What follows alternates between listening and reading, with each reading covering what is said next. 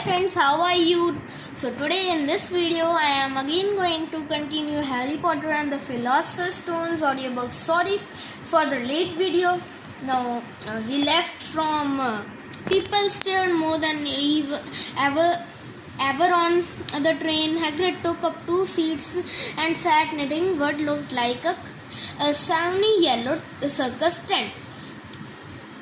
Still got your letter, Harry?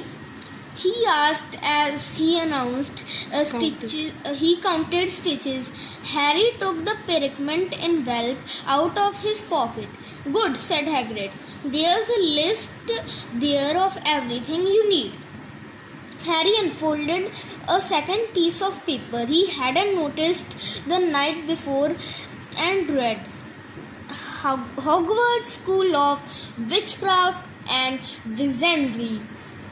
Uniform. First year students will require first 3 sets of plain work robes, black. 2. 1 plain pointed hat, black, for day wear. 3. 1 pair of protective gloves, dragon hide or similar. 4. 1 winter cloak, black, silver fastenings. Please note that all pupils' clothes should carry name tags. Set books. All students should have a copy of each of the following: The Standard Book of Spells, Grade 1 by Miranda Goshihawak, A History of Magic by Bathilda Bagshot, Magical Theory by Adelbert Weffing, A Beginner's Guide to Transfiguration by Amikir Switch, 1000 Magical Herbs and Fungi by Philida Spore, Magical Drafts and Potions by Ursuni Jigger, Fantastic Beasts and Where to Find Them by Newt Scamander, The Dark Forces, A Guide to Self-Protection by Quentin Trimble. Other equipment: 1 wand, 1 cauldron, Peter standard size 2, 1 glass or crystal fella, 1 telescope, 1 set brass scales. Student may also bring an owl or a cat or a toad. Parents are reminded that first years are not allowed their own broomstick.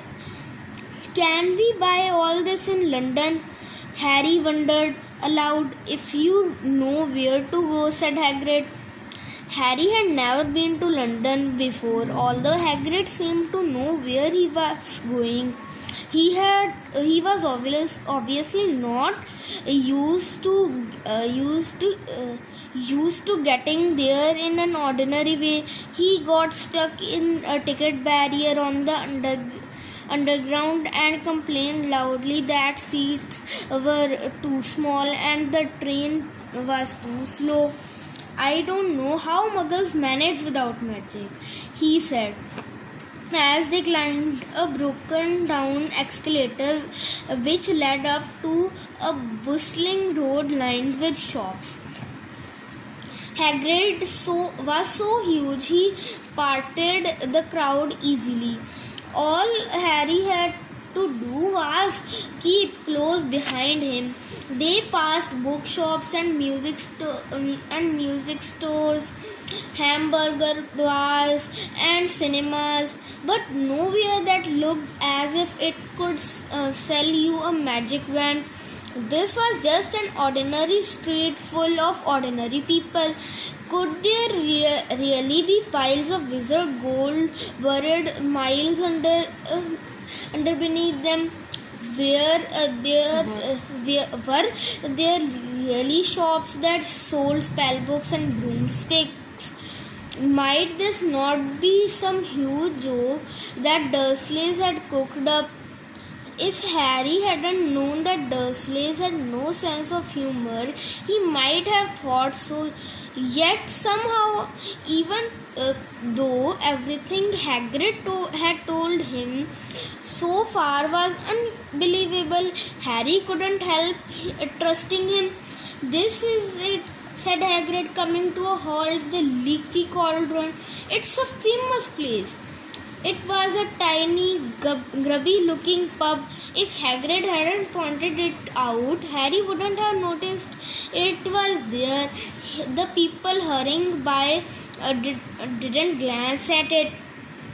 Their eyes lit from the big bookshop on one side to the record shop on the other, as if they couldn't see the Leaky Cauldron at all. In fact, Harry had the most peculiar feeling that only he and Hagrid could see it.